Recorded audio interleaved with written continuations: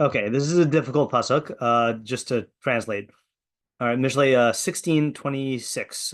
Tezain Chavav.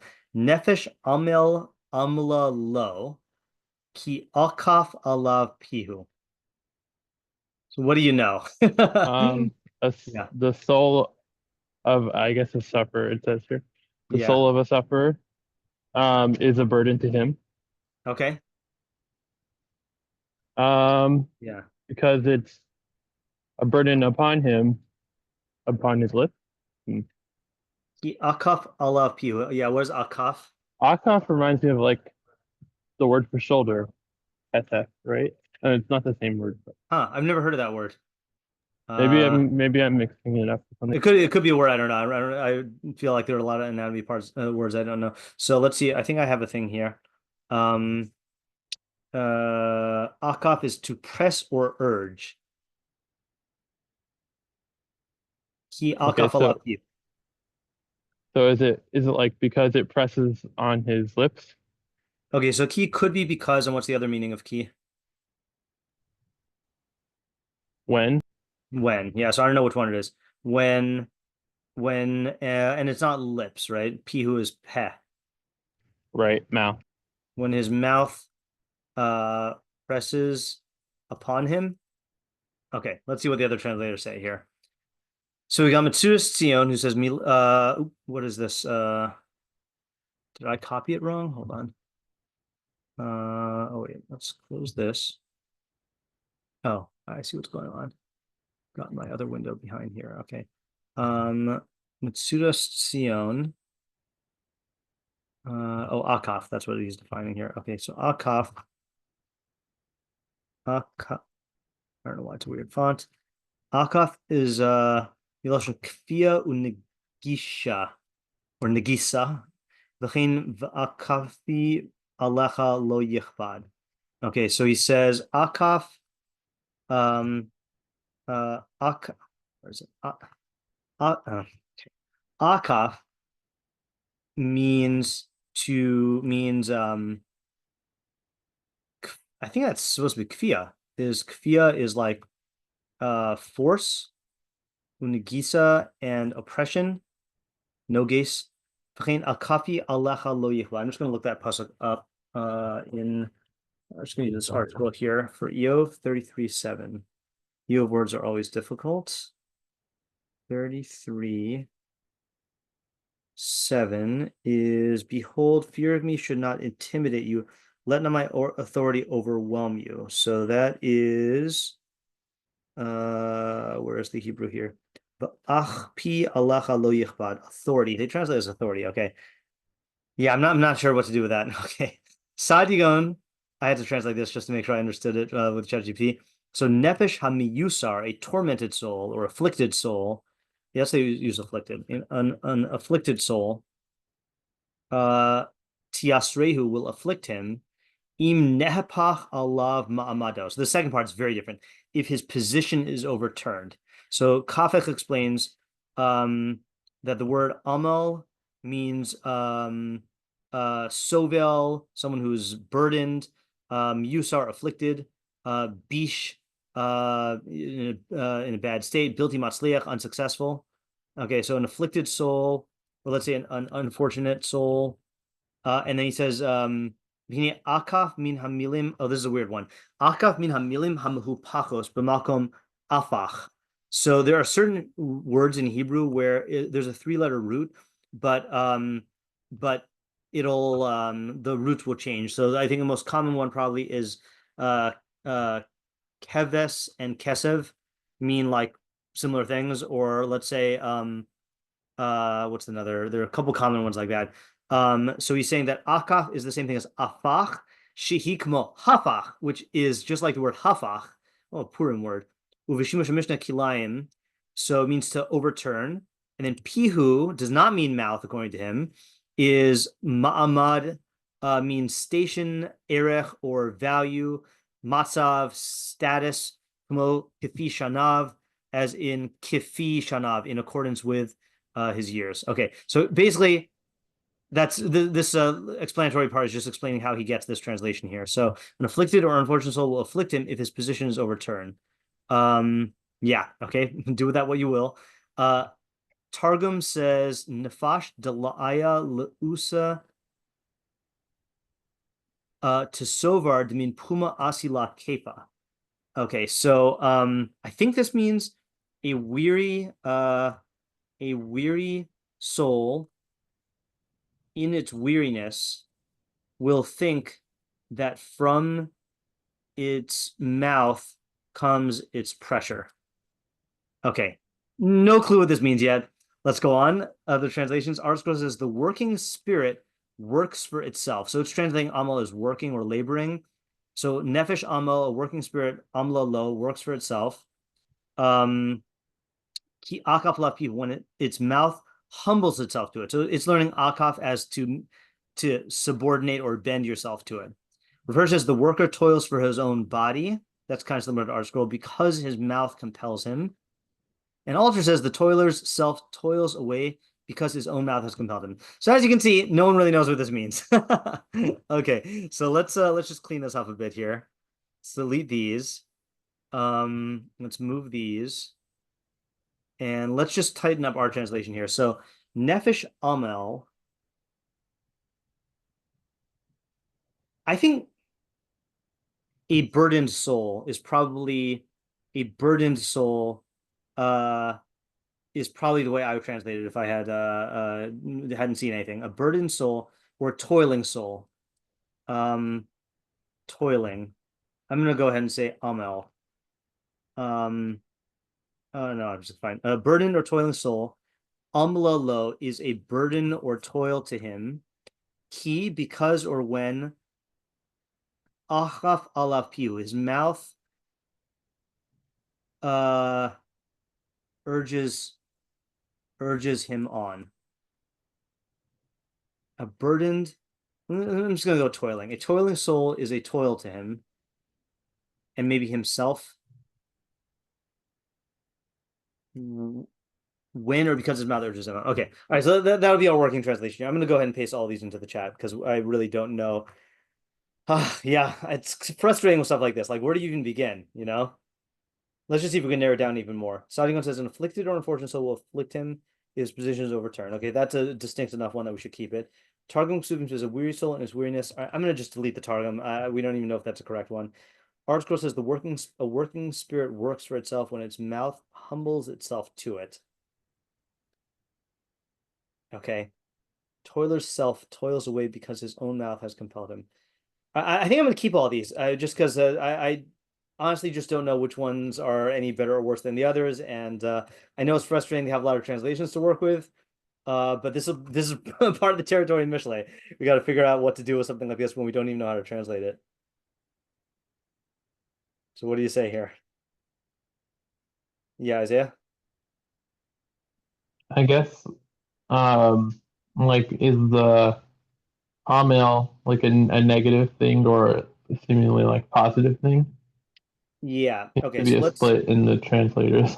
yeah, right. Okay, so let's go with this. Let's see. See, the trick here is going to be to list our questions in the way that leaves the most room open for like interpretation without like overcommitting. Okay, so is Amel, right, which we're translating as, I guess, is Amel negative? So this is like afflicted, unfortunate, um, burdened, or neutral.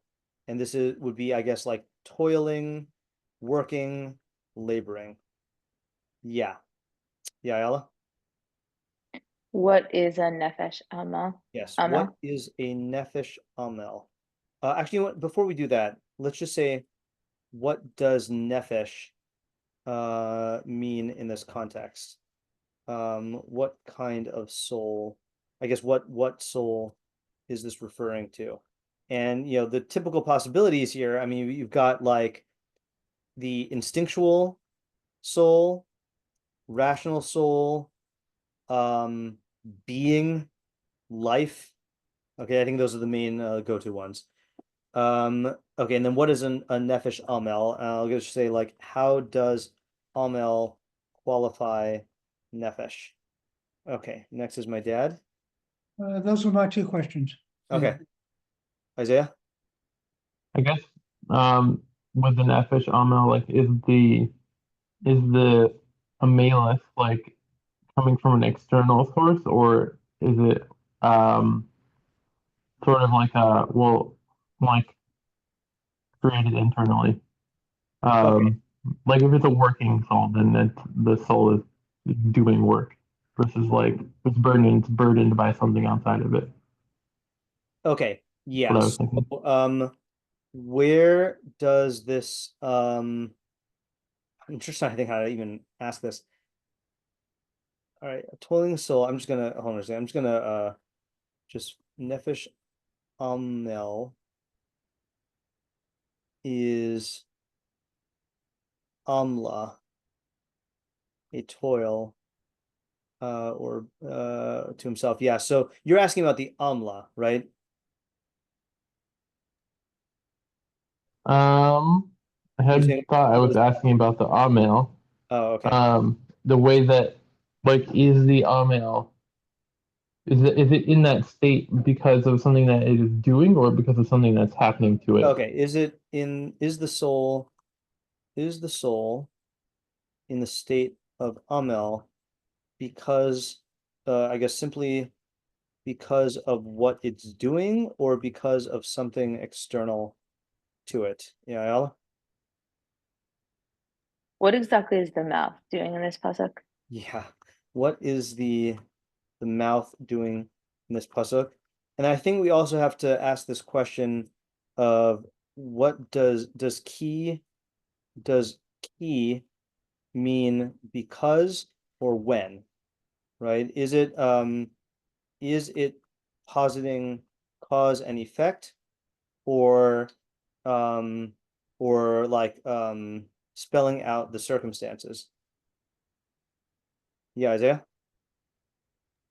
Why use this obscure word achaf? I mean, maybe we can answer that, but this is such a weird word to use. It It is, feels yeah. maybe it wasn't then. I don't know, but I've never seen it before. Let's just do a quick look at how obscure it is. Akaf. Only here. That's funny. I, Yeah. I don't I don't think it's literally only here. I feel like maybe just in this form it's only here, but still, yeah. Yeah, I'll ask it. I don't know how good we can get an answer to it, but what uh what is this weird word uh achaf doing? Yeah, Ella?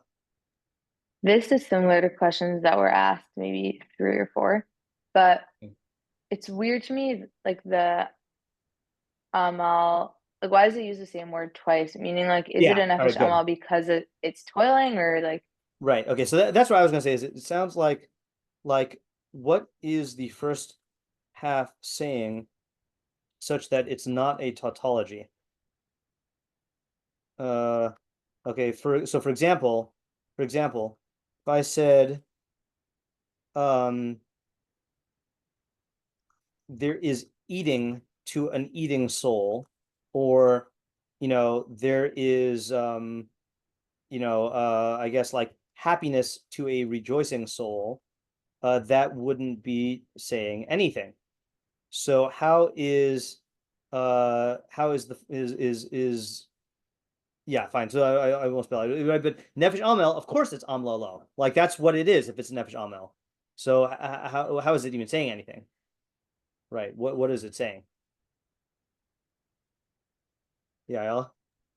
also I'm just noticing that it must be like I guess there's two separate things. Like nefesh doesn't mean the self, right? Because there's like some other self which the nefesh is make like the toiling soul is making toil or something.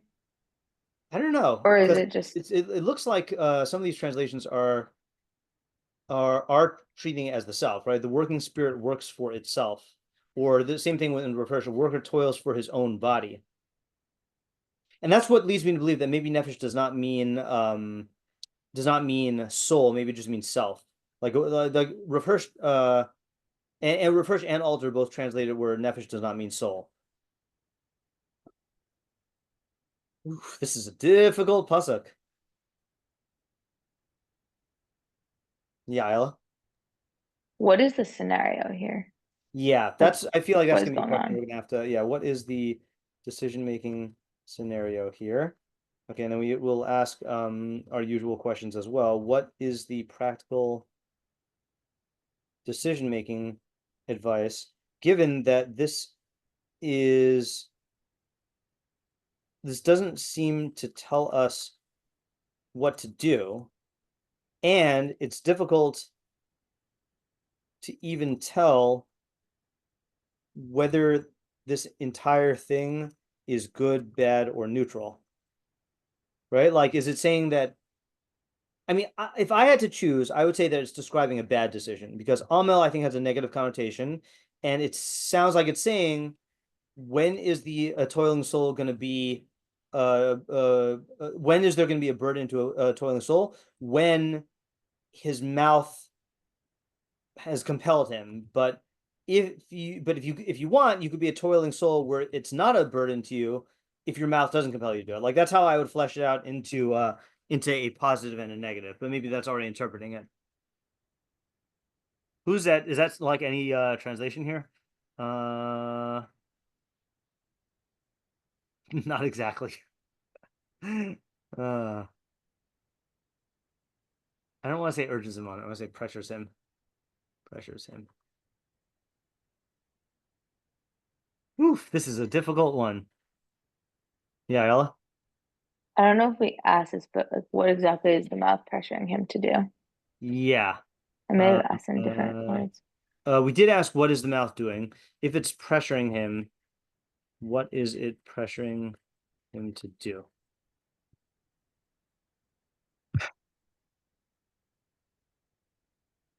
I will also ask, who's the audience, right?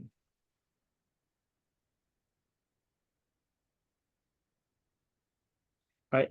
I think because we don't know what this is saying here, let's just quickly review. And because last time we looked at the pesukim in context, let's just quickly look at the context here. So we have, it's all the same size because it's driving crazy here. Okay, so we had one who undertakes the matter intelligently will find good, and one who trusts in Hashem is happy. The wise of heart will be caught understanding, and the sweetness of the lips will increase on learning. The intellect is a wellspring of life for its owners, but the discipline of fools is folly. The heart or mind of a wise person will make his mouth intelligent. Oh, there's another mouth thing. I mean, I guess we were talking about speech a lot, but this is explicitly mouth. And on his lips he will increase learning. That's interesting. This feels almost like an opposite of ours, something on the mouth, but I don't know. The drippings of the honeycomb are statements of pleasantness, sweet to the soul and healing to the bone. There's a path that is yashar before a person, but its end is paths of death. Then we got our pasuk. A toiling soul has toil when its mouth bends over him. That was just how I translated it last time. And then we've got these pesukim about bad guys. A lawless man plots evil, and on his lips is a burning firebrand. A duplicitous man causes strife, and a complainer alienates a leader. A violent man seduces his fellow and leads him on a not good path. So you do see something that's in common here, is both of these involve a certain type of person and a certain effect of speech, right? Lawless man, and then lips, on his lips is a burning firebrand. Duplicitous man, complainer alienates a leader. Violent man, and he's seducing his fellow, So at least this is consistent with the pattern of the pesukim that surround it. Yeah. Okay. So let me post these questions in the chat, and I think we need to talk methodology here. Like, what's our tactic? I bet I can fit all the questions. Can I fit all the questions for once? No, I don't think I can. No, I can't. Almost. Okay. So let's do questions 1 through 8. Okay, it's a weird font, just for no reason, and then questions 9 and 10 and 11. Okay, yeah. So the question is, what do you do in a situation like this? Okay, so I'm gonna advise you to take one of two tracks. Okay, one track is just pick a translation and like work with that. Okay, and forget about everything else. The other approach, which is not for the faint-hearted, is ride the vibe. Just if your intuition is clinging onto anything, don't question it. Don't even try to like work out how to read the pasuk. Just go with your intuition and then try to talk it out, and then we'll see how to translate the pasuk after that. Okay, those are my two suggestions here.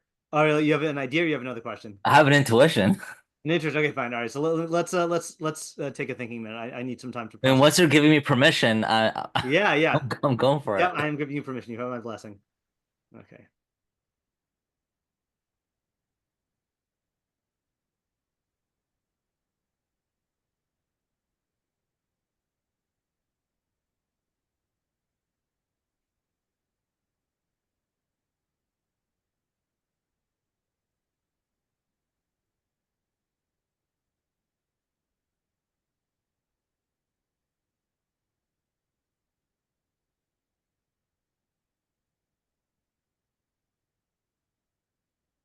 Okay, Ariel, take it away.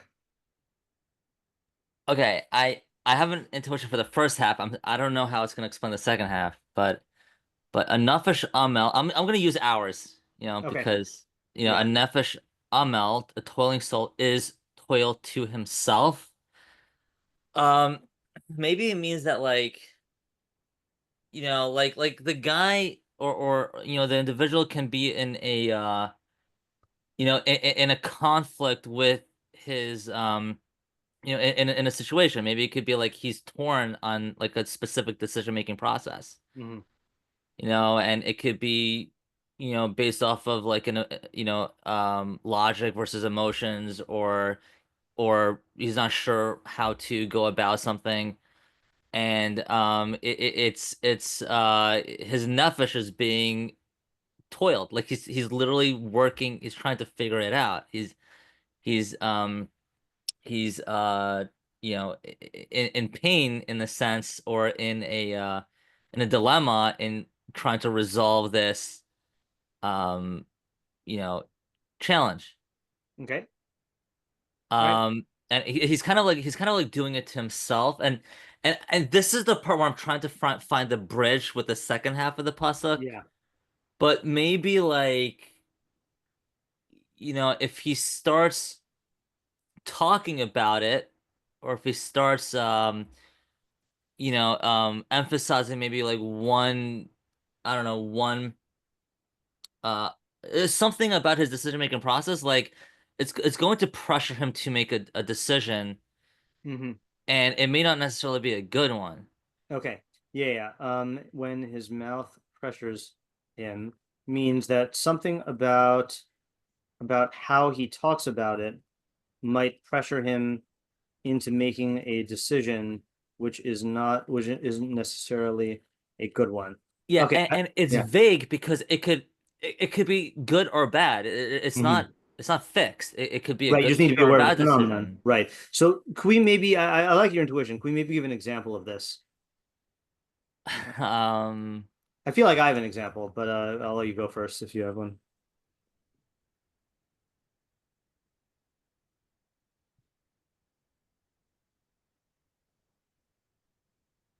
I need another Okay, so minute. I'm trying to I'll give figure out you. which example I want to Let use. me okay. Let me tell you two examples that I have seen, and you tell me if these examples are even related to what you're talking about. Is I feel like and these are just things I've seen many instances of in my time, which is there are people who feel pressure to immediately figure out what they are going to be doing in life, and the pressure that they put on themselves for that makes them commit to certain paths or cut off certain paths too quickly, um, and uh, and that ends up causing trouble because in reality there's nothing that says that you have to figure out, map out your whole life's plan in the first first year out of high school, but people do that, and then that again, like if they just kept themselves open, then they could actually like assess the situation or like take a longer time, whatever. Another example of this is there are definitely people who are not typically, I'm sure this occurs in the film world also, but there are definitely people who are Bali Teshuva, or they're not from like the New York Jewish community area, um and they allow themselves to get pressured into dating and marriage too fast, and if they're psychologically not ready for it, or if they're career-wise not ready for it, or whatever, then it causes a lot of trouble because they talk themselves into feeling like, oh, I have to do this right now, or there's a certain exact timeline, and then that causes problems. Are those either of those examples at all what you're talking about, or something different?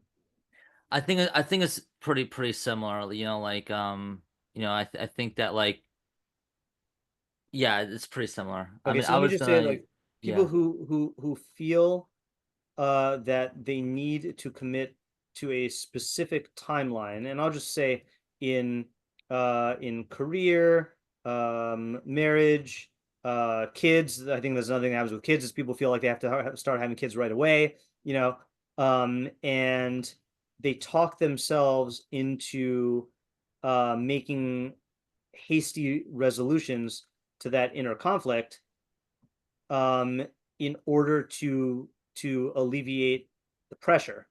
When in reality, they should assess their circumstances and figure out what timeline is right for them, or if there needs to be a rigid timeline right now.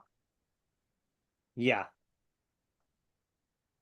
Okay, I like your intuition. Did you come up with an example, or not?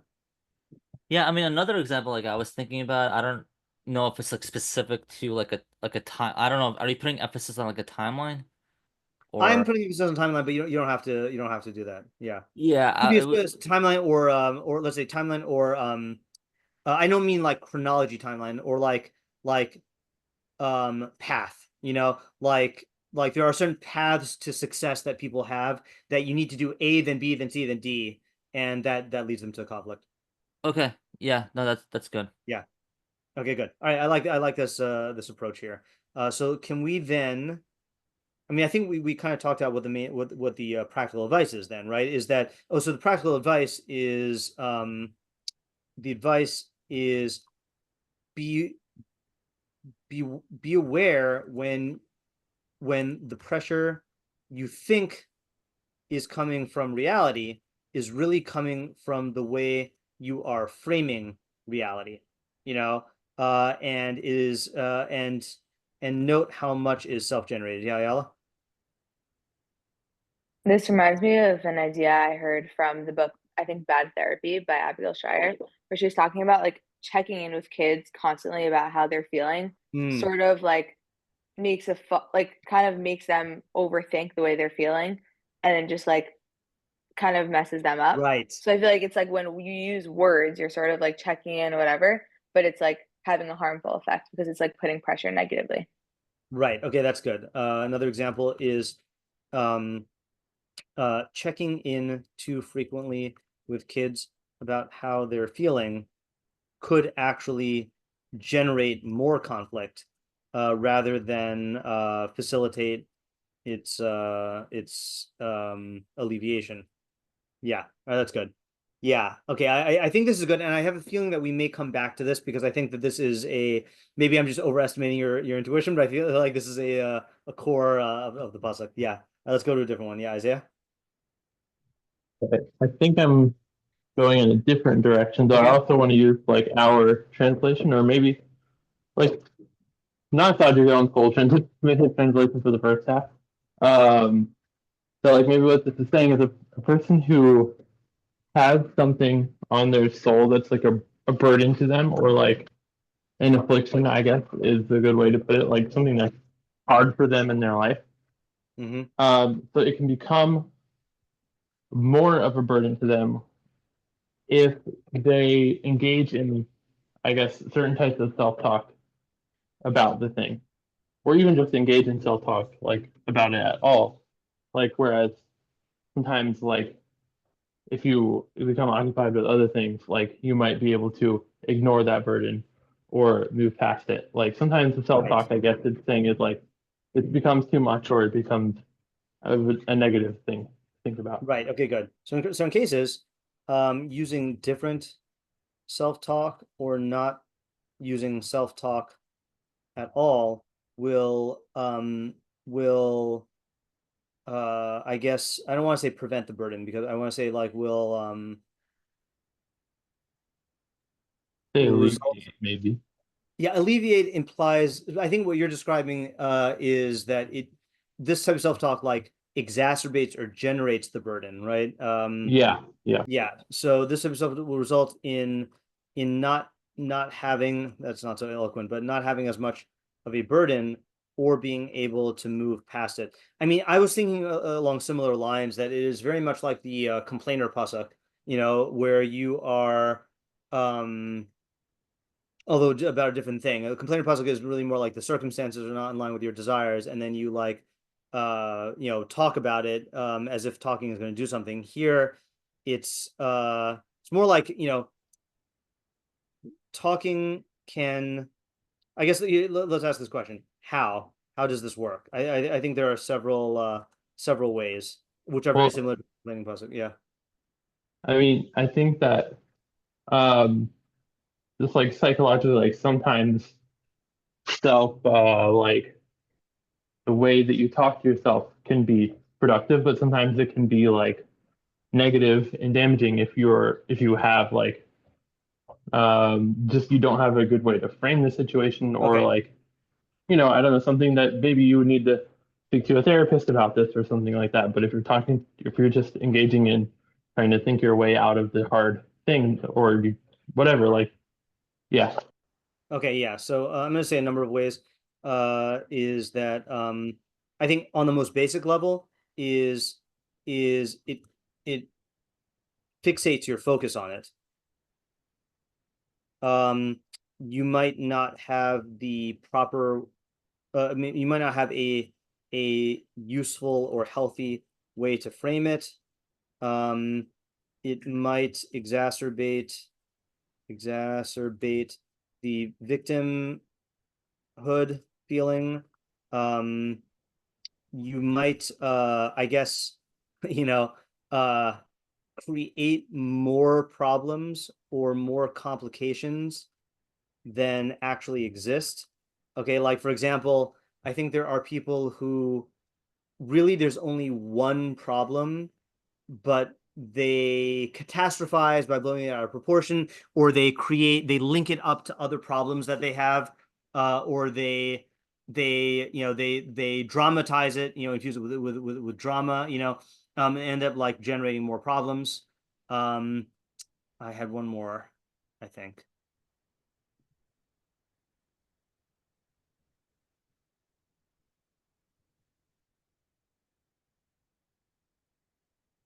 I'm not sure. I guess maybe reinforcing a specific definition of the problem, which if it's not in line with the reality, then it can it can anchor you in a distorted framework that generates pain. I know that's very abstract, but let me give an example. Like, let's say, for example, like there are people who just don't like change, right? So in reality they just don't like change and they need an adjustment period. But if something changes, like let's say they get a new boss, or they have a new structure of their day, or they or something like that, a new coworker, and if they like take a stance and say, well, it's the new boss that's creating the problems, or it's the new schedule.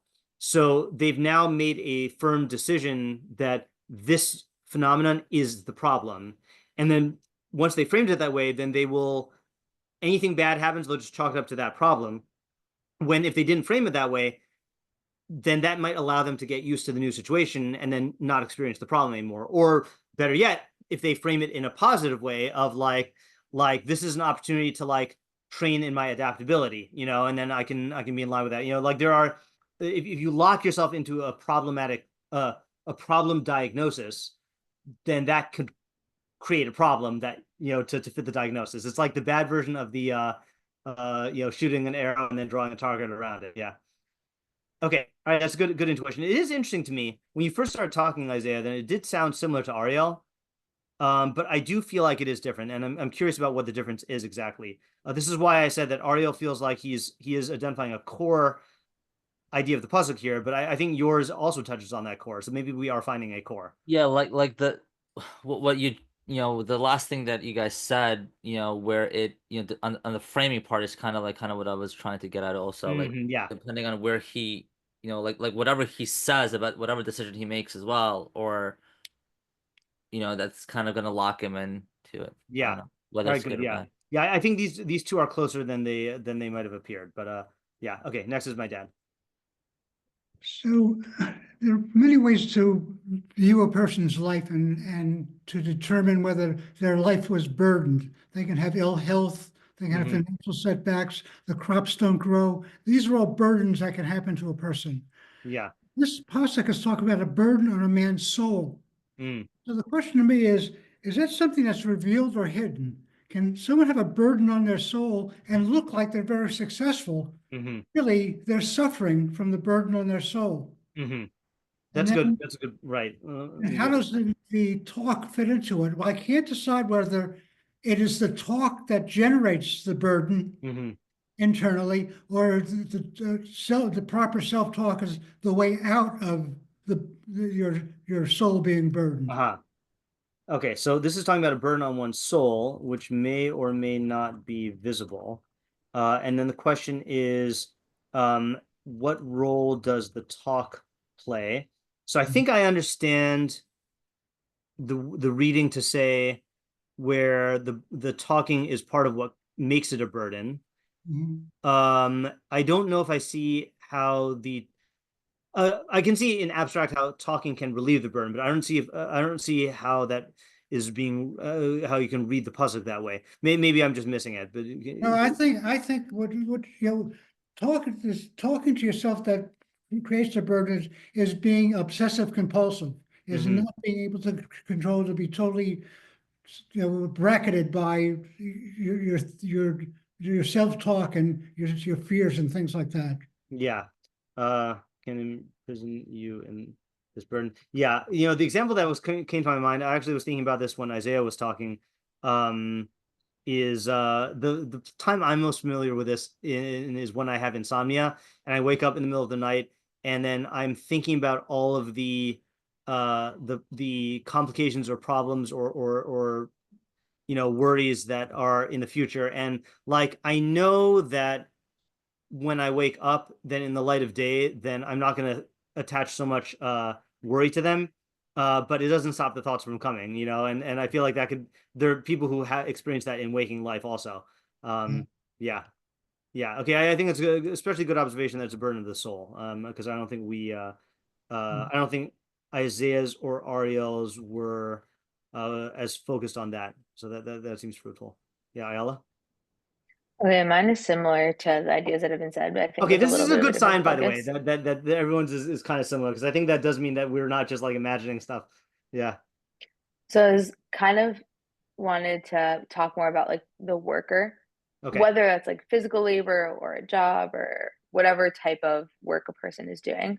Yeah. And the mouth applying pressure being sort of like a social pressure, which comes when you like verbalize something Hmm. really like socially, and how kind of like thinking of the quote of like Amar Ma'at Vase Harbe, or this is the opposite, Amar whatever Harbe Vase Yeah. Ma'at, that like when you say that you're going to do something, it sort of like puts this added burden or pressure on socially and like kind Yeah. of commits you to actually doing it. And I think that could just add a lot of, and like even if it's something you want to do, you could end up doing it because of the social expectation instead of actually because you want to do it. And it Okay. becomes like a burden or a toil. All right. Even if you want to do this, to do this, the social pressure can make it an additional burden, which can have negative effects, I guess, emotionally or practically. Right? Because it can make you not want to, not the pressure can interfere with your ability to actually get it done. Yeah, Ariel? Yeah, can I just ask a question on that? Yeah. Because I mean, I guess like the question is, look, it's like, what about commitment? You gotta commit to something. Like how is that?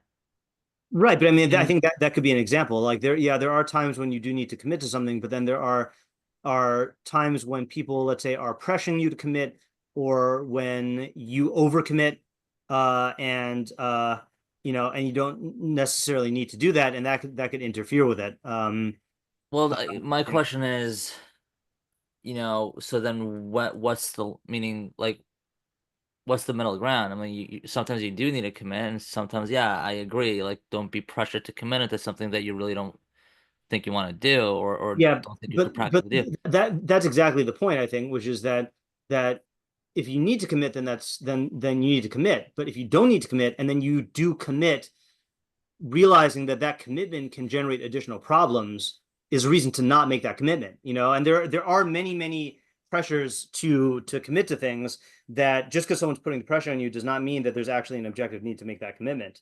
you know Well, like there's a piece of one of the I won't put this on my list of books, like top 10 books that were never written, but one book that I really hope he does write sometime is Tim Ferriss wanted to write one of the go-to questions he would ask the people he interviewed early on, and he still asks this today, is like do you have any advice for how to say no to people? And I've gotten better at this lately also, but Tim was going to write a book about how to say no.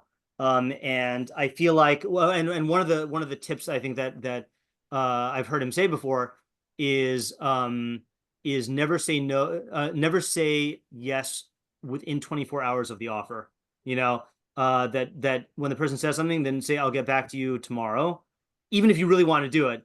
And then like pull yourself out of that emotional framework, and then say stuff again. These are not hard rules. There are times when you should say yes immediately, but the realization is like there are pressures that you make. Some people are people pleasers. Some people have an unrealistic view of their schedules, or are bad at executive function. There are many reasons to not commit when you don't have to. Yeah, Yala? In addition to that, I was also just saying that, like, or thinking that this is just something to think about before making a commitment. Right. Like, just know that this is the effects of it.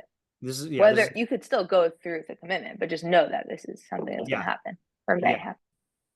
Also, another thing is sometimes it's not the commitment, it's the people who you commit to that create the problems. Like there are people who, if you don't make like I might be totally fine committing or not committing, and in isolation, I could get this done no matter what. But there are people who, once you make a commitment, they will pester you and pester you and pester you, and that can interfere with your desire to do it, or with your ability to like do it in an unrestricted way. Like there are definitely like obstacles of that nature.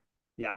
Okay, I like this idea also. So one thing I'm very happy about so far is we got practical ideas. Okay, so like I'm already happy. All right. My idea was similar to Isaiah's, by the way, so I'm not going to attempt to say it right now until later. Let's look at some meforshim here and see if they help us. And we have to brace ourselves for the fact that the meforshim might be completely different than what we said, which is fine. Okay, so Mitsudas David, I have not read the meforshim yet. Mitsudas David says, Toreh hamalacha Ya'amod lo letzorcho kasher piv yichof oso litboa hamachal. Okay, the burden of the work will literally stand for him, litzorcho, for his needs, kasher piv yichov oso, when his mouth compels him, litboa hamachal, to ask for to demand food. Oz ye lo lamala shelaso. Then it will be there for him to satisfy, to fulfill his requests. What is he saying? I don't even know what the pshat is. The burden of the work. Actually, I don't even know. Yeah. The burden of the work will stand for him, for his needs. When his mouth compels him to demand food. Maybe there needs to be a punctuation here. When his mouth compels him to demand food, then it will be there for him to fulfill his request. Yeah, Isaiah? This is just kind of like a guess. Maybe he's saying like that like when you go to demand like payment or compensation for the work that you've done, like the amount of burden and toil that you put into it, like shows and like helps you get what you're asking for. Mm-hmm. Yeah. Let me think about that for 1 second here. Okay, so yeah, let me say that. Okay, so when you invest a lot of toil into something, that toil itself can serve as a basis for, are you saying a basis like for other people seeing that you toil that much and then giving you something that they wouldn't otherwise give you? Yeah. Okay, yeah. For granting your requests. Okay, yeah. So in that sense, it's not just about the finished product, or the finished output. It's also about the track record you establish for yourself as a hard worker, um, which is its own form of currency that can be redeemed for added benefit. Yeah, that's a good point. Yeah, Isaiah. It's interesting. I actually wasn't thinking he was saying the track record. Okay. But like when the person like when you go to ask them for payment, let's say, or it could be food, um, that like I was assuming it's the person who hired you to do this work, and they're like when you ask them, it's part of what goes into their calculation of like what they should give you is like how hard you worked on the thing, like how much of like a toil that was for you. I guess because they like um what's the word? They sympathize with the experience that you went through. Uh-huh. Okay, so it's all about the experience you went through in doing the work. Yeah. Okay, I see that also. Yeah, anyone else have another idea for the Miraculously David? Had a flicker of one. Yeah, Ella?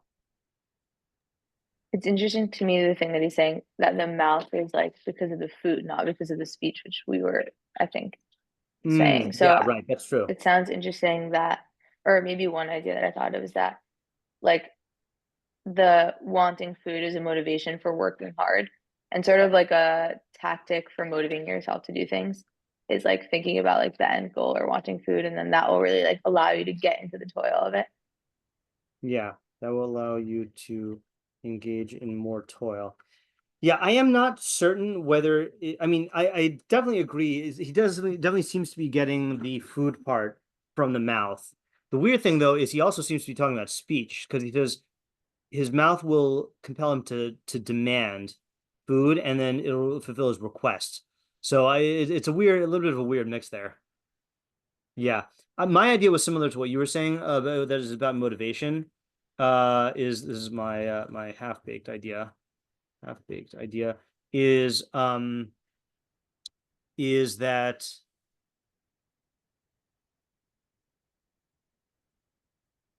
maybe I was injecting my track record thing into this, is that um just give me 1 second here. Yeah, maybe I was melding my idea into Isaiah's. So let me just put this under Isaiah's here, which is that um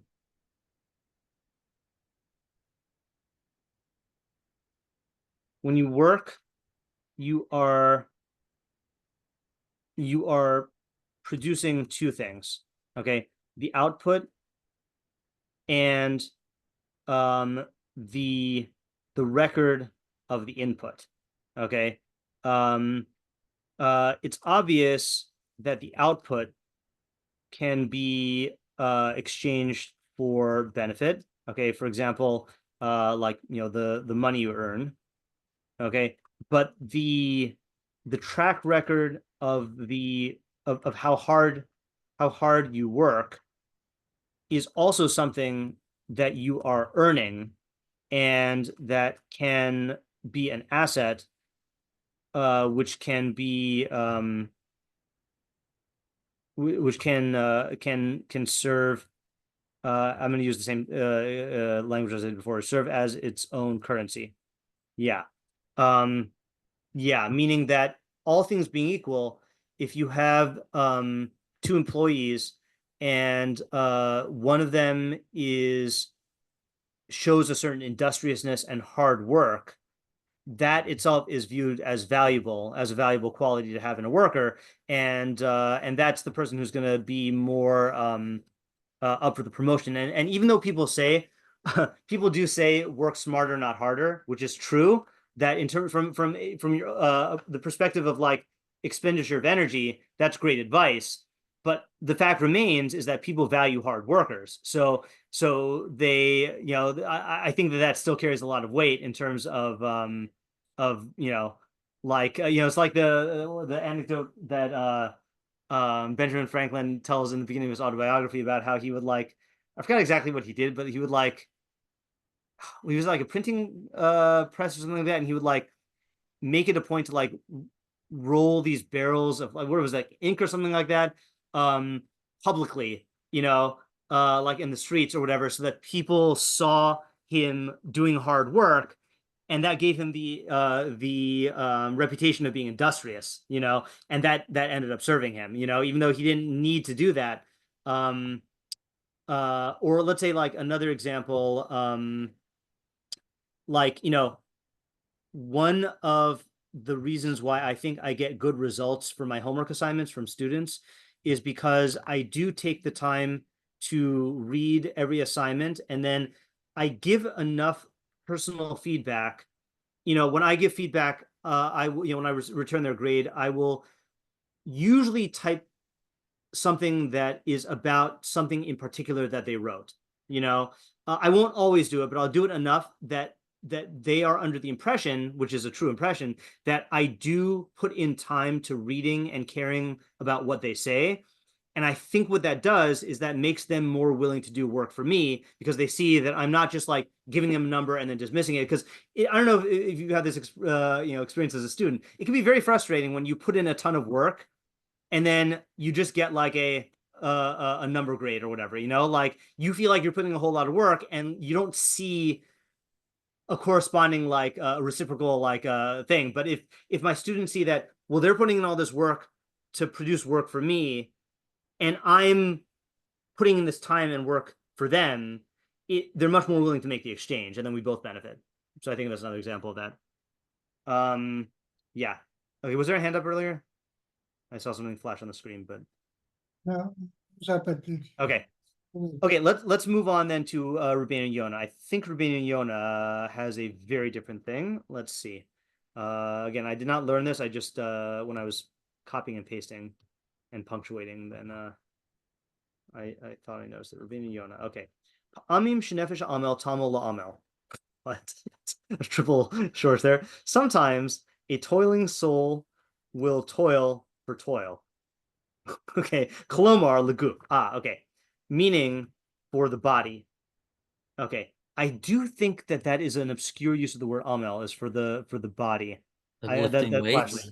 What was that? Like lifting weights? We'll see what he says.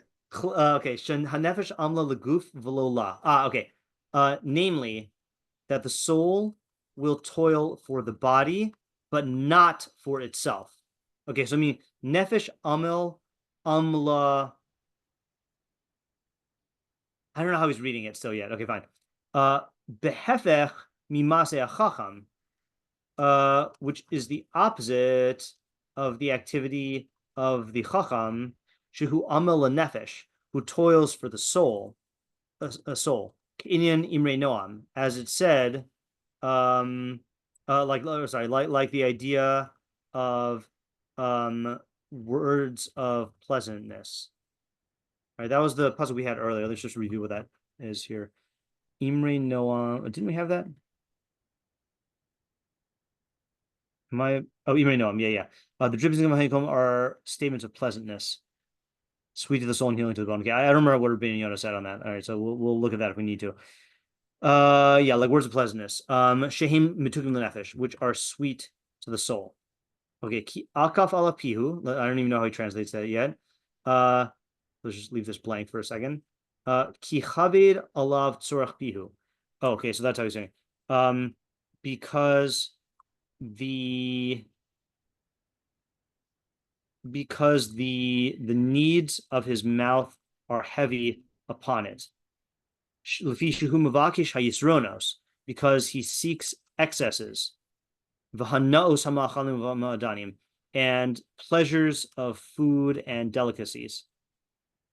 V'al kain, therefore, yichbad alav tzorech pihu, the needs of his mouth, this is definitely talking about eating, are heavy upon him, mitzarech l'rov amel, and require great toil.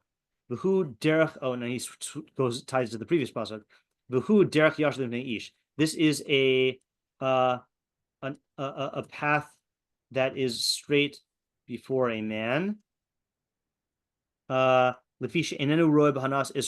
Because he doesn't see in enjoyments prohibition and transgression. But its end is ways of death. Okay, I'm starting to get the idea. Because he will waste his days in futility and bodily labor. V'yishkach esosehu, and he will forget his maker, v'lo yis'asik b'tikun nafsho, and not engage in the improvement of his soul. Okay, akaf, and he says the word akaf is kaved, means heavy.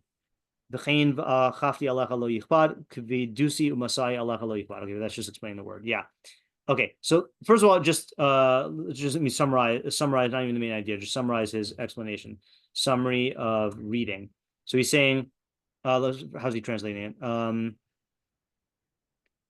Okay, nefesh amel amla lo ki akaf alav pihu.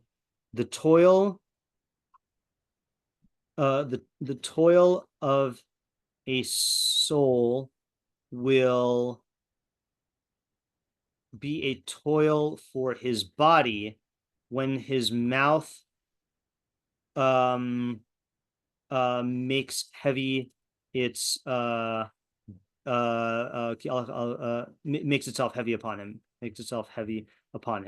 Okay, I don't know if that's an exact translation, but the idea is that that a chacham will toil in bodily labor for the sake of his soul, so that he can, learn, do mitzvos, improve himself, etc. Okay, but a fool's toil will be for his body, and will be increased when his mouth makes demands of him for a certain standard of living in bodily pleasure. Okay, consequently, he'll spend his whole life toiling to achieve that standard, and he'll neglect the development of his soul. Okay, that's the way he's reading the pasuk. So the question is, what is the main idea beyond this this simple reading here? And again, you do see it all the time. I mean, you see people who convince themselves that they need. I mean, he takes it about eating, but people who need. I mean, let's take it about eating. This is a good example of this, right? So food is expensive, and eating out is very expensive. And there are people who, even in the Jewish world, who are constantly eating out, and that could lead to tens of thousands of dollars per year, and if you and then you compound that with the other pleasures that go, you extend it beyond the mouth. Again, I don't think he's limiting this to the mouth, even though the pasuk is limited to the mouth. I remember I was just talking on Shabbos with someone about Mark Solomon, from our community, was on a podcast a couple years ago. It was a Frum. I don't know what the podcast was about. It was aimed at the Frum yeshivish demographic, and this guy was interviewing Mark about how was it that he was able to to live a life where he has, how many kids does Mark have? 6, 7? A lot. Anyway, having all these kids, and Mark has learned in morning seder, and gone to shiur every morning for decades. and he has not had to rely on tuition assistance for his kids, you know. And so he was talking about this, and Mark basically said, you know, he said when I was very young, I was in yeshiva, and my dad had a family business that he wanted me to go into, and I could have made a ton of money, but I wouldn't have been able to learn. So I told my dad no, and I started my own business, you know, repairing large appliances, and I was able to make my own hours, and there are costs, which is that I have to work, you know, nights and you know, Motzei Shabbos and stuff, but I get to learn every morning in yeshiva for the whole morning.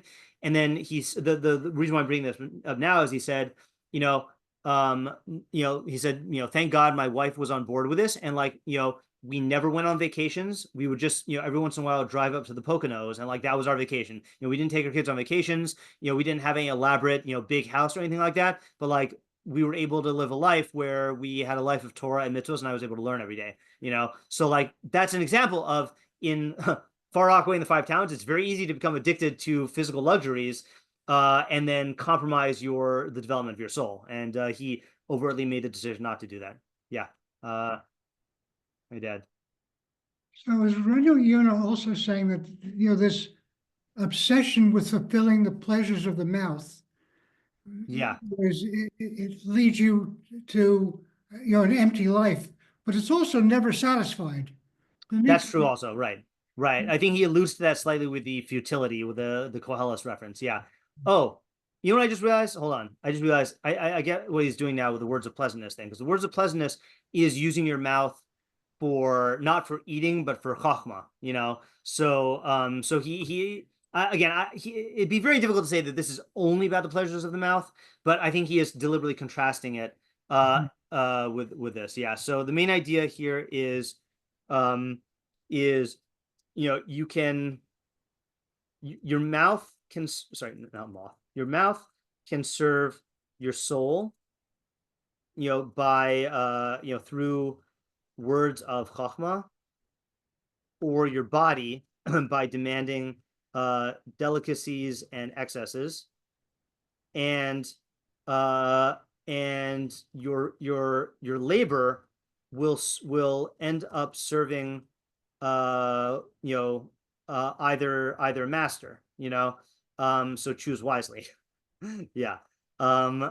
It's an interesting thing, right? Is that yeah, this is an addiction, and it's insatiable, like my dad said, but you know, the insatiable desire to be involved in learning is a good thing, whereas the, you know, and is a an upward spiral, but the insatiable desire to satisfy physical desires is, is self-destructive.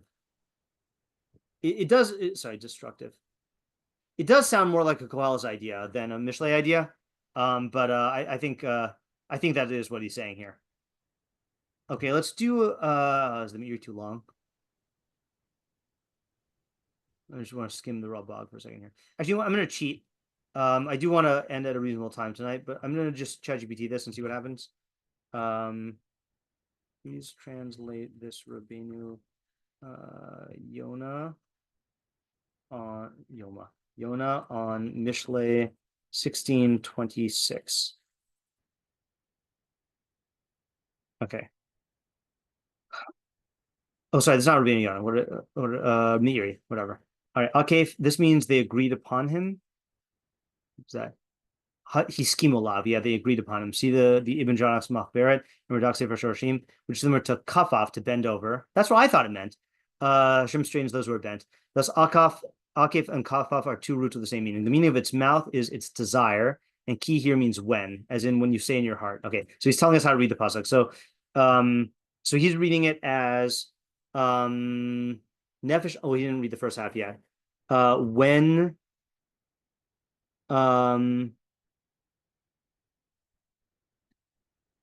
when his desire is in agreement with it, maybe. I guess we'll find out when we read it.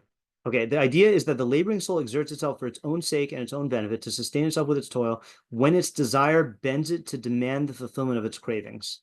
Okay, a laboring soul labors for itself, i.e., for its own sake and benefit, to sustain itself with its toil when his desire is in agreement with it. In my opinion, according to this explanation, akef here means necessity or coercion, as in the phrase, from our sages, we compel him, kofinoso, meaning when his desire forces him to fulfill its will. Alternatively, akef refers to a burden, as in the saddle, okef, that is upon it, meaning when one's desire places its burden upon him to fulfill its will. That's like Rabbeinu Yonah. On a deeper level, I think that's what it means for the Derek Nister. This verse also refers to the motivation of a perfected individual to. Okay, I'm not going to do the. I'm not going to do the Meiri here. I want to get into it. Let's just see who else here.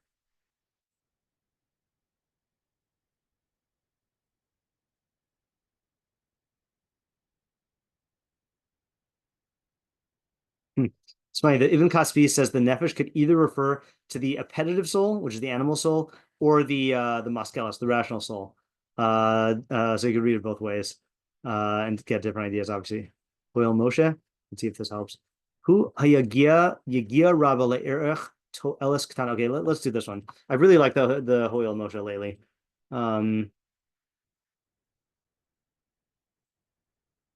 Okay, hold on. Ho'il Moshe. Okay, so he says, Hu hayagea yagia rava. This refers to someone who engages in an excessive toil, erech to elis katana, for something of small value, shiotimimena, that will emerge from it. V'kama pa'amim roim anu be'enenu.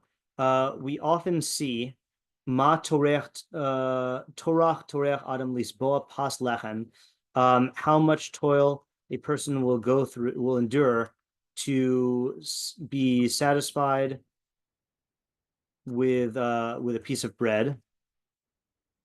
Umispalaim anu ech yat shichmo ech yet shichmo lisbol masa kaved shehitila alav hahashgacha. Okay, and we are astonished by how much of a burden he places on his shoulders to carry what the hashgacha makes him bear. Okay, akaf matanu shem ekef be'io. Okay, so this is akaf. We find the noun ekef echef in Eov 33:7. Va'akafti alecha lo yichvad. That's the pasuk everyone keeps quoting. I don't know how to say that. I'll just put question marks here. Lashon kfias acherim, which refers to authority, right? That's how our question is, which refers to forcing others. Lama'an naase ritzonam shelo b'tavosenu.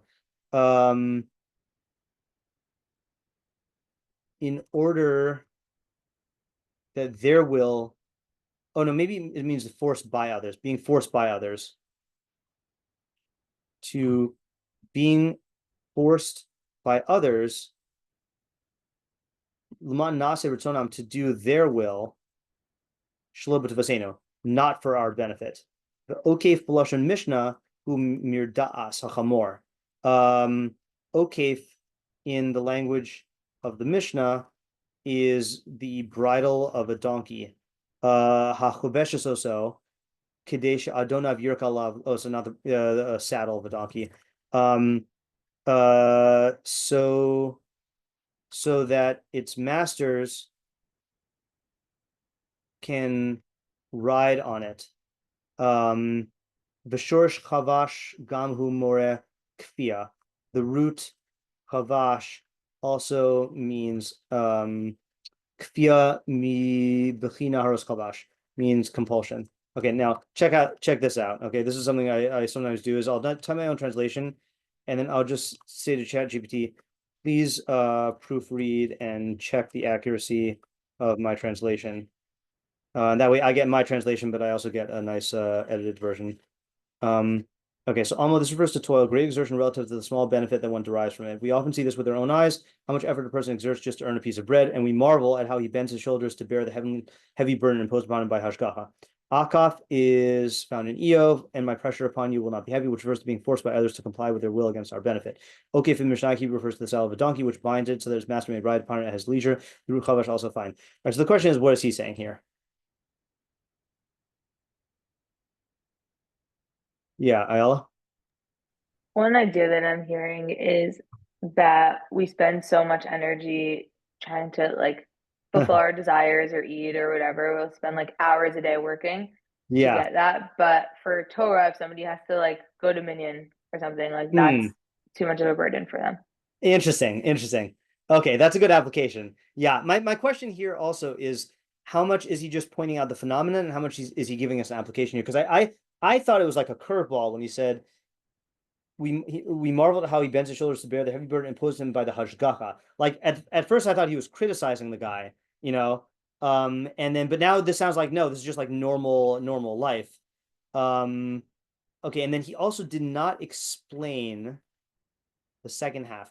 Akaf alav pihu, when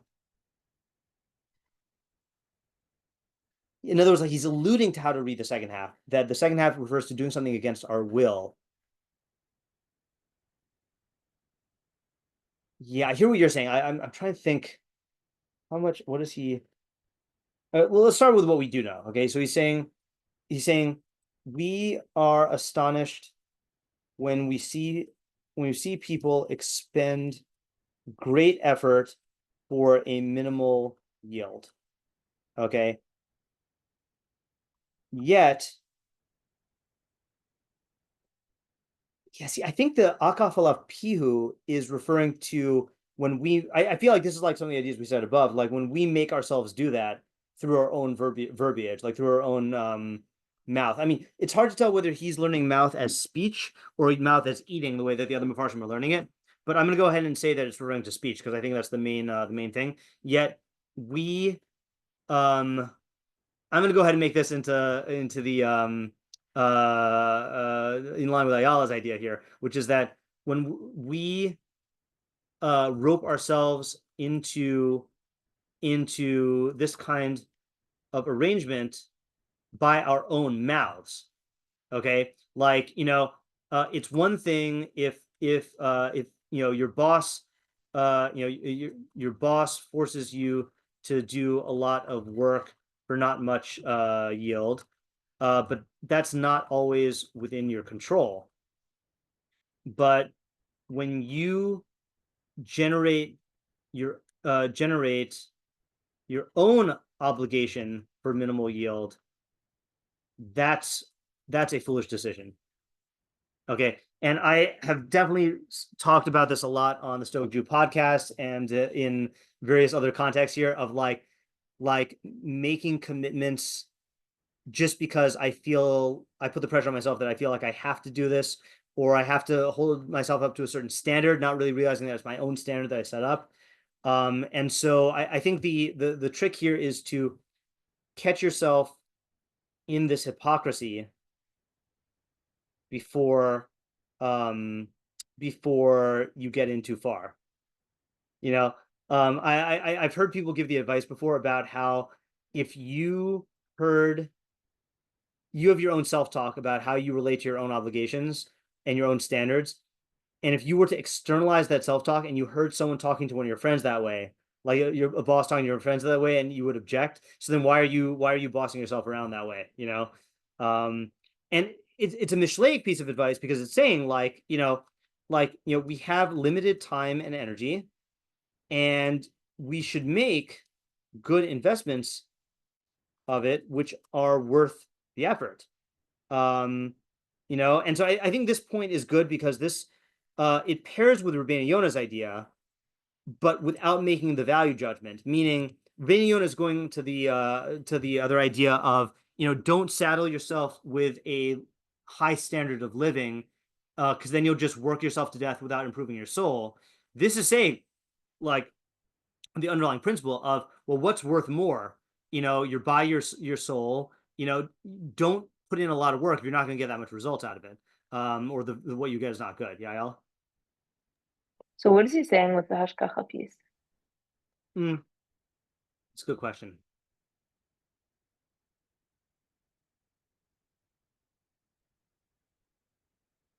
I don't know. Or is he saying people do a lot of toil for a little bit of hashgacha or a little bit of bread? Like those are I mean, similar my examples? my intuition is he's just talking about the burden of earning a living, and he's just calling it by the hashgacha because that is, that's what determines our burden. And he's saying like it is, he's not saying it's unfair in the sense of he's questioning God's justice, but he's saying like, you'll see people work the whole day just to get a few scraps of bread. I mean, we see this in like whenever you hear like in some third world country like that they make like $1 like every week or whatever, it's like, wow, like it's crazy that they go through that much work just to get $1, which we squander stuff all the time, and so I that's the gist I'm getting from it, is like people have to put in a lot of work as just the necessary part of life. And then the implication, which he's not spelling out, which we're trying to spell out here, is when you voluntarily do this, when you don't have to, and I think the hashgacha is being contrasted with ki achaf pihu. If God imposes it upon you, so then you have no choice. But when your own mouth is making this upon you, then that's a foolish decision. That's what I'm getting out of it. Yeah. Okay. I think this is a good stopping point for tonight. I'm pleasantly surprised by how many ideas we got out of this. So let's just review really quickly. So we had Ariel's idea, which is that the way you talk about your own conflicts and burdens can generate additional pressure and create more problems. At minimal, it could create more pain, but it could even create more problems and can interfere with you actually solving the problems rationally, because you're obscuring it with all this additional pressure. And I said that the advice is to make sure that you differentiate between what pressures are coming from reality and what pressures are coming from you and the way you're talking about it.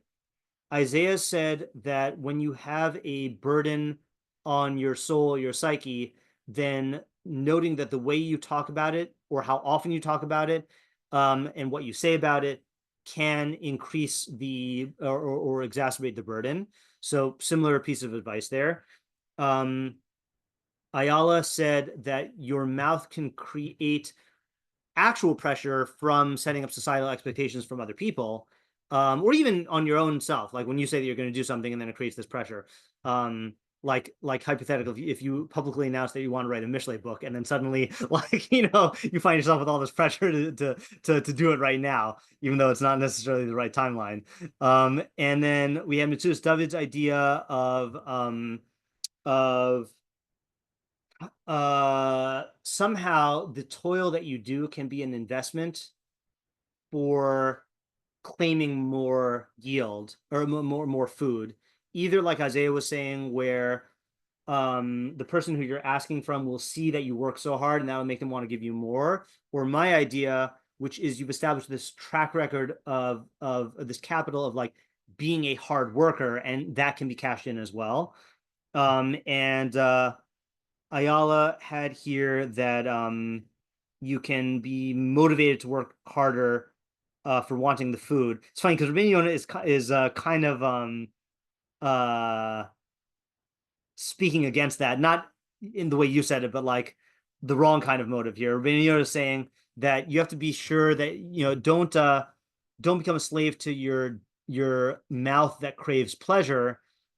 Be a servant to your mouth that craves Torah, and that's going to be a much better taskmaster for yourself and your long-term benefit, as opposed to just wasting your whole life like trying to attain like these pleasures that you can't really attain. And then Hoyle Moshe, the way we got him is we are astonished when we see people doing a lot of work for small yield. So make sure you don't rope yourself into that obligation, but actually examine whether this is a worthwhile thing or whether there's going to be diminishing returns, and choose wisely. Okay. Interesting journey here. This is a good example how, don't allow yourself to be paralyzed by a difficult to read pasuk. Just gotta like dive into the intuition, and sometimes that'll help you to read it. And yeah, and there are Don't let certain your ways mouth pressure you. yeah, exactly. Right.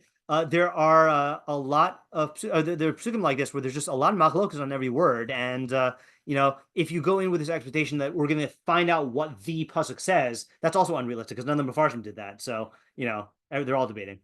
Yeah. Okay, I won't hang up yet, Ariel. I know you have a question about free will. I'm just going to turn off the recording. Yeah. Okay. Thanks for coming, everyone.